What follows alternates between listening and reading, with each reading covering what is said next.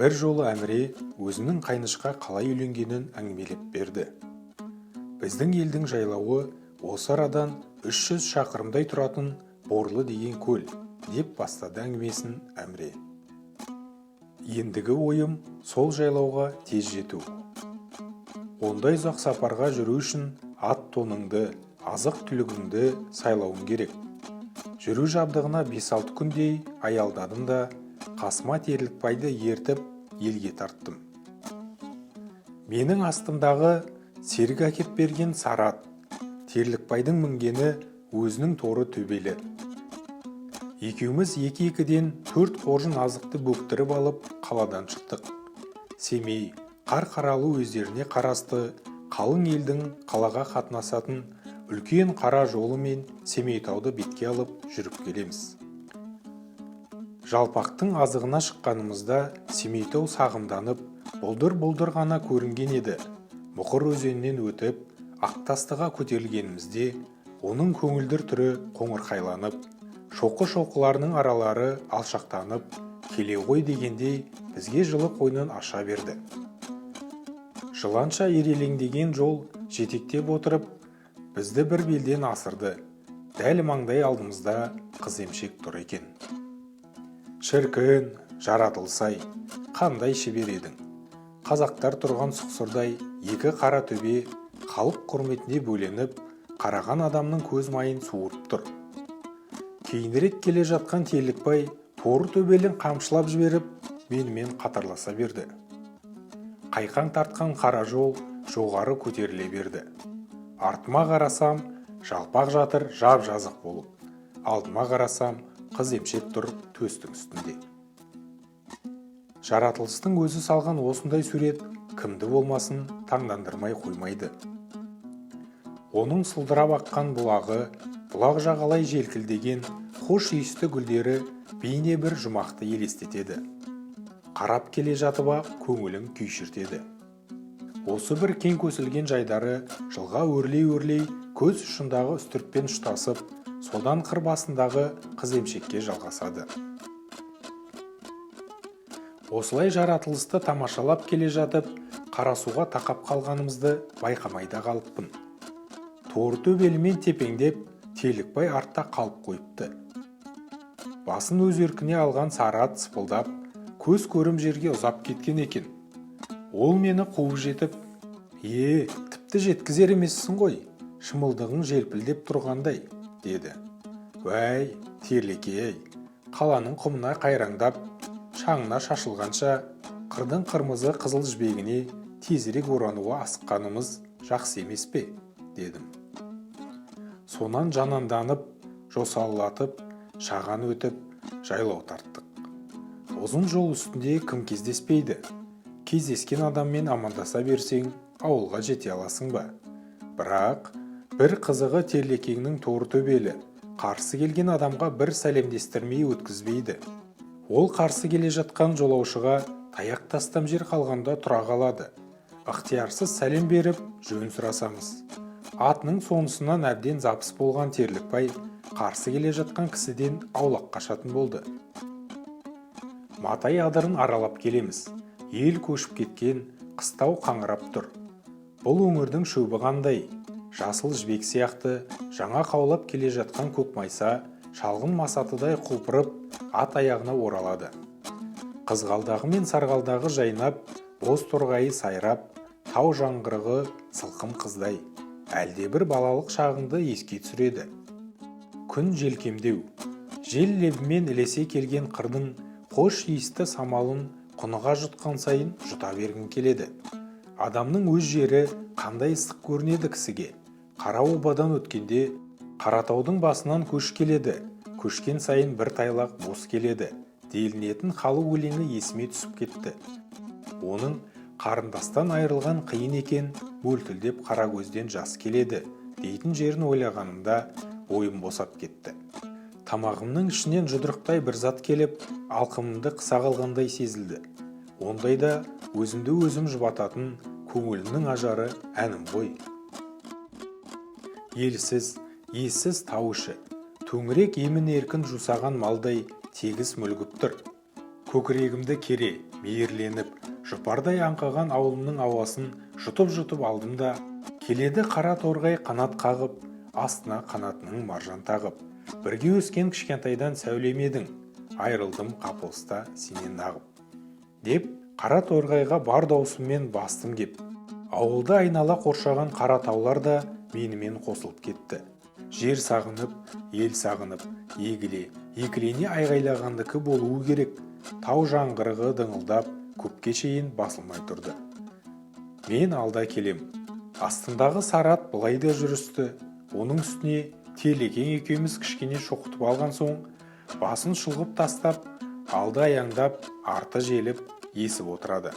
Терлікбай тепеңдеп жақындай берсе, ол екі құлағын қайшылап, көз қиығын артына тастағандай болады да, ауыздығын қарш-қарш шайнап, ақ көбігін аузынан ағыза, алға қарай жөнеледі. Көлге жақындаған сайын алдымыздан салқын самал ескендей болады. Тынысымыз кеңей түскен тәрізді. Көл жақтан бір салт атты бізге қарсы келе жатыр. Мен келе жатқан аттының алдын кес-кестей жүрдім, жөн сұрамақ болып. Арамыз жақындай түсті. Жақындаған сайын оқшия қарастық, бірімізге біріміз. Ол мені бұрын таныды ғой деймін. Уа, адас, деп атынан түсе жүгірді. Сөйтсем, Әмірғалы, ол мені адас дейтін. Мен де аттан түсе сала қарсы жүрдім. Екеуміздің құшағымыз айқаса түсті. Сағынған екеуміз сүйісіп жатырмыз. Мені құшақтап амандасқан адамды көрген Терлікбай да тепеңдеп келіп қалды. Келе ол да атынан түсіп, Әмірғалымен қол алысып амандасып жатыр. Әмірғалы оған: «Немене, қай төрелігін қысып тұр сенің? Адастан артықпысың? Неге құшақтамайсың мені?» деп ұялтып тастады. Әлгі жерде Әмірғалымен амандық сұрасып, біраз отырдық та, оның бізбен бірге болуын өтіндік. Ол өзінің тығыз шаруамен жүргендігін айтып көнбеді. «Туысқан», дедім мен енді ренжіген кейіппен. «Мен күнде келетін адам емеспін. Анда-санда келгенімде көңіл көтермесем не болғаным? Біраз уақытыңды бізге қый, әйтпесе ат кекілін кесіскен жеріміз осы». «Ойбай, тіпті қатты кеттің ғой. Шаруасы бар болсын, болды», деп Әмірғалы атына қарай жүгірді. Үшеуміз келіп Сәрсен балуанның үйіне түстік. Бәріміздің арғы атамыз тарақты болғанмен, Бөкеймен әлі қыз алысады. Құдандалымыз олармен. Көл жағалай үйме-жүйме отырған ел Әміре келді ауылға. Әміре келділеп, әп-сәтте жинала қалды. Бөкей жағы құда баланың даусын естиміз деп шулайды. Сәкең отырып: «Жарайды, шуламаңдар. Әміре ауылға келді ғой, бүгін қайтатын емес. Сусындарын қанар әлі. Кішкене демалсын, мазасын алмаңдар. Ат қағып келді. Семей деген оңай жер емес», деді даусын созып. Мал сойылып, ет асылып жатыр. Шай ішіліп, бүйткенше күнде қызыл шапағын шаша бастады. Жиналған жұрт киіз үйге сыймай сыртта отыр. Біреулер домбыра қиыстырып жүр. Әлден уақытта бір жігіт қақпағына айна салынған домбыраны әкеліп менің қолыма ұстатты. Әкелген домбыраның құлағын бұрап шертіп қалып едім. Ол майда қоңыр үнмен күмбірете түсті, деді Әміре әңгімесін әрі созып. Біраз дүрілдетіп, желпінтіп алған соң көк көбелекті айттым. «Әуеде ұшып жүрген көк көбелек, жазайын дертің болса су себелеп. Кеткенде ауылың шалғай, әй перизат, жортайын аш бөрдей тау жебелеп», деп қоңырлатып тоқтаттым. Біраздан соң мен кішкене демалайын, енді адас айтсын, деп домбыраны Әмірғалыға бердім. Әмірғалы бөгелген жоқ, домбыраның құлағын босатыңқырап алды да: «Мен тұтықпаның өлеңін айтайын», деді. «Салғаным сал қаратқан жаппай күміс, білмеген адам жайын адам емес», деп қиқылдап шиқылдады да қалды. Аузына сөз түспегенде тұтықпа қайтушы еді. Әмірғалы онан да асырып жіберді. Бас терісі желді күнгі толқындай тулап, алқымы кеуіп, көзі ішіне кіріп, аузы мұрны қисалаңдап кетті. Ел қыран топан күлкі, ішек сілесі қатып жатыр. Тағы дейді. Әмірғалы бірнеше күлдіргі өлең айтқан соң, Сәкеңнің әйелі: «Ал енді дәм дайын. асты қаратып қоясыздар ма, сонан соң түнде жетер ойынға, деді. Ертеңіне ауыл жастары Бейсекен деген кісінің үйіне жиналып, бізді сонда шақыртыпты. 6 қанат ақ үйге кісі сыймай, ине шаншар жер жоқ. Төрден бізге орын босатып қойыпты. Біз отырар-отырмастан-ақ ойнауға ілік таба алмай отырған жастар сөз бастады. Ұят болады дегендеріңді қойыңдаршы осы. Әміренің туыстығынан біздің ауылға құдалығы жақын. Ән салып бермесе, қазақ атамыздың құдаға көрсететін жолын істейміз, деді бір жас келіншек өзінен өзі. Кім сонша ұят болады деп жүрген? Мына Қайныш. Қыр мен қала халқының араларындағы тәртіп жер мен көктей. Қырдағы бей бастықтығымызды көрсетпейік дегенім рас, деді Қайныш. Бір бойжеткен білектей шүберек белбеудің ортасынан тісімен тістеп тұрып, екі ұшын қосып есті де, ал кім өлең айтпаса дүре соғылады, деп белбеуді өзінің алдына көлденең салып қойды.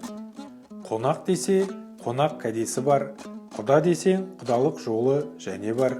Алдымен әміре айтпағанда кім айтады өлеңді, деді босаға жақтағы біреу.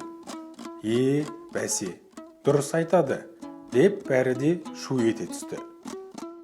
Әмірғалы отырып, қит етсе, қазақ атамыз деп таңдайларын тақ-тақ етеді. Қазақ атаңыз алдымен ауылдың 6 ауыз айтылсын деген жоқ па еді? Қыз келіншектер бір сәт ұйлыға қалып, бірін-бірі түрткілеп сыбырласты. Әлден уақытта Қайныш қоңыр үнмен «Күллә-күлләйлім» деген ауыл әніне сызылтып қоя берді. Қыздың ән айтысы маған бірден ұнады. Осы сапарға аттанарда апамның да ойыңда болсын деген осы Қайныш болатын. Мен Қайнышты өзімше сынға ала бастадым. Сөздің шыны, өңінің қоңырқайлығы болмаса, оның басқасы ойлаған жерінен шығып жатты. Ауыл қызы болғанымен мәдениеттілік, әдеттілік сезімдері бар сияқты бойында. Іркілместен ән салып қоя бергені өзінің өттілігін байқатқандай болды маған. Кейбір сырты сәнді адамның білімі таяз, ойы шолақ, сезімі доғал, ақылы келте келеді. Сондайдан сақтасын. Сондықтан мен сыртын қойып Қайныштың ішіне үңілей бердім. Енді айтып болған соң Қайныш сөз тапқанға қолқа жоқ деген. Анағайдың айтқаны дұрыс, ауылдың 6 аузын айту бізге міндет. Әнші болмасақ та міндетімізден құтылып жатырмыз. Айыпқа бұйырмаңыздар, деді жымиып қана. Мен домбыраны қолыма алдым да Абайдың 8 аяғын айттым. Тамақ ішіп, жайланған соң түрлі ұлт ойындарын ойнадық. Ойын алдымен ханым қалай деп басталды. Хан сайлану үшін асық иірістік. Иірген асығы алшы тұрып, Әмірғалы хан сайланды. Тәртіп бойынша ханның жақсылығы жағалай отырғандардан сұралып болған соң, Әмірғалы жақсы екеніме көздерің жетсе, менің әмірімді екетпейсіңдер. Ең алдымен отырысты реттелік. Кәне, бір жігіт бір қыздан отырыңдар. Сонан соң әркім бір ауыздан өлең айтады. Осы жарлығымды орындат деп өзі таңдап алған уәзіріне бұйырды. Уәзір кімді қайда отырғызу жайын ойластырып тұрды да, алдымен әміренің қасын қарайту керек, деп ханға жалтақтай берді. Әміре әнші екенін білесің, ендеше әншіге әнші лайық шығар. Маған несіне жалтақтай бересің, деді Әмірғалы. Бұл дұрыс ақыл екен, ал Қайнышжан, мына орынға отыр, деп уәзір оған менің оң жағымды көрсетті. Қайныш кейбір ауыл қыздарындай бетін басып қиқаңдаған жоқ. Сыпайы ғана орнынан тұрып, аяғын нық-нық басқан күйінде келіп, менің қасымнан орын алды. Қалғандары әрі тартысып, бері тартысып, біраз ұйқы-тұйқы болысты да, әзер дегенде тыйышталды. Хан жарлығын іске асыра бастады. Өлең білгендері құтылып, білмегендері тұтылып жатыр. Тұтылғандар 9 кесе су ішуі керек, болмаса жылқы болып кісінеп, сиыр болып мөңіреуі керек. Белбеуден қорыққан жұрт осы шаралардың таңдағанын орындап жатыр. Кезек Қайнышқа келді. Қайныш менің арт жағымда жүкке сүйеулі тұрған домбыраны алды да оған даусын қосып гауһартасты айтты. Оның ән иінін әдемі келтіргені сонша, өзімде шыдай алмай қайырмасына қосылып кеттім. Өнерді біртіндеп, шым-шымдап шығарып отырған Қайнышты шын ықыласымен жақсы көре бастадым. Осы тәртіппен біраз ойнаған соң, ханым қалай ойыны аяқталды. Енді орамал тастамақ ойыны басталды. Одан кейін тақия жүгіртпек ойнадық. Оның тәртібі бойынша аяқтарының ұштарын тиістіріп, дөңгелек айнала отырған жұрт тақымдарының астынан тақияны сездірмей жүгіртіп, бірінен біріне беріп отырады. Ортада отырған адам тақияны ұстаймын деп азаптанады. Қашан ұстағанша ол тақия таяғында жеп бағады. Бұл шуы көп, күлкілі, жақсы ойын. Келгеннен бері Қайныштың әр қимылын қалт еткізбей, оның ой-өрісін, мінез-құлқын, іс-әрекетін қылға тізіп отырған мен, оның әсіресе орынды жерде жарқылдаған жайдары, орынсыз жерде түксіген тұйық мінезін аттым. Жаны таза, пейілі түзу адам екенін аңғардым. Осы бір сезім бірте-бірте ұлғая түсті. Оның үстіне қыр қыздарының домбыра тартып, ән салатыны некен-саяқ кездесуші еді. Ал енді Қайныштың ән салу өнері өз жүрегімнің тынысынан үндестік тапқандай болды. Үй ішіндегі ойын осымен тоқталсын, дала ойынын ойнап, біраз бой сергетелік, деді бір жігіт.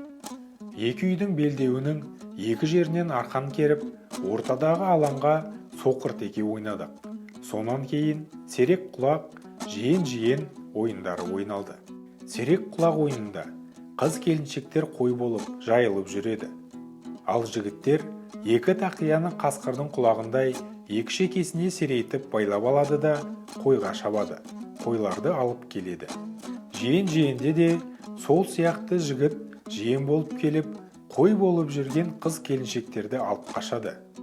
Ойынның осындай бір ығы келіп қалғанда мен Қайнышты алып қаштым. Қойшы Әмірғалы болатын. Ол ойбайын салып қала берді. Ауылдан алысырақ бір ойпатта қалың ши бар еді. Біз соған келіп жасырындық. Сол кезде самалдай болып тұрған айдың бетіне ақсұр бұлт ілініп, ши іші қара түнекке айналып кетті. Оңаша жерге алуын алып келсем де, қасындағы қызға бір ауыз бөгде сөз айтуға шамам келмеді. Дегенмен, не де болса жүректегіні айтуға бел будым. Қайныш, дедім оның оң қолынан ұстап. Біз сендермен алыста жүрсек те туыс, жақында жүрсек құдамыз. Бір-бірімізді білмейтін жай жоқ, өзің білесің. Менің жалғыз шешем бар, жасы болса келді, көзімнің тірісінде келінді болсам деп армандайды. Бүкіл семейден қыз таба алмай жүргенім жоқ. Апамның да, өзімнің де ойымыз, өз еліміз, өз туысымызбен үйлесек деген еді. Жасырып жабары жоқ, елге келгендегі ойым осы. Менің саған ұнар, ұнамасымды өзің айтарсың. Ал мен сені ұнатып отырмын. Менімен өмірлік жолдас боламын десең, осы арада уағдаңды бер. Қайныш қапелімде қысылып, не айтарын білмей қалды. Төмен қарап, ойға кеткендей болды. Әлден уақытта басын көтеріп, қайдан білейін, қазақ қыз туса 47 деп қуанбай ма? Біз сол 47 емеспіз бе? Басымда билік бар ма? Әкем мына Атан Ахметтің баласына атастырып отыр. Атана сөзін бұзу дегенде қиын. Қалың мал есебіне осы жайлаудың өзінде бір қауым мал алып қойды олардан. Басым бос болса, сізбен бірге жуа теріп жесем де арманым болмас еді, деп әлсіз бір дем шығарды аузынан. Ойың ойлаған жерінен шықты, Қайныш, бірақ сенің тағдырың сырттай шешіліп қойған екен. Бұл батаны бұзып шығу бізге қиын. Енді бірақ амал бар. Не де болса тәуекелге бел байлап, бізге кету керек, дедім. Қайныш, мен әкеден ерте айырылдым. Мақтанар мал менде жоқ, мал орнына өнерім бар. Әке орнына шешем бар, ал бақыт деген алдағы өмірге байланысты. Іздегенім өмірлік махаббат еді, қайталап айтайын, онымды таптым ба деп отырмын. Ол өзің. ендігісін өзің ғана шеше аласың.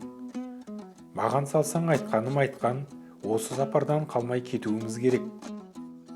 Мал дейсіз, дейді Қайныш күліп. Мал деген жолдас емес, ол бір жұттық емес пе? Махаббатымды малға айырбастайтын болсам, мен сізге бүйтіп уағда бермеген болар едім. Менің табаныма кірген шөгірді маңдайыма кірсін деп ойлаған әке-шешемді қалай ғана жылатып тастап кетемін деп жылап жіберді. Сол түні Қайныш екеуміз кетуге уәделесіп тарастық. Ертеңіне өз ауылымызға барып, Қайнышты қалаға алып кету қамына кірістік.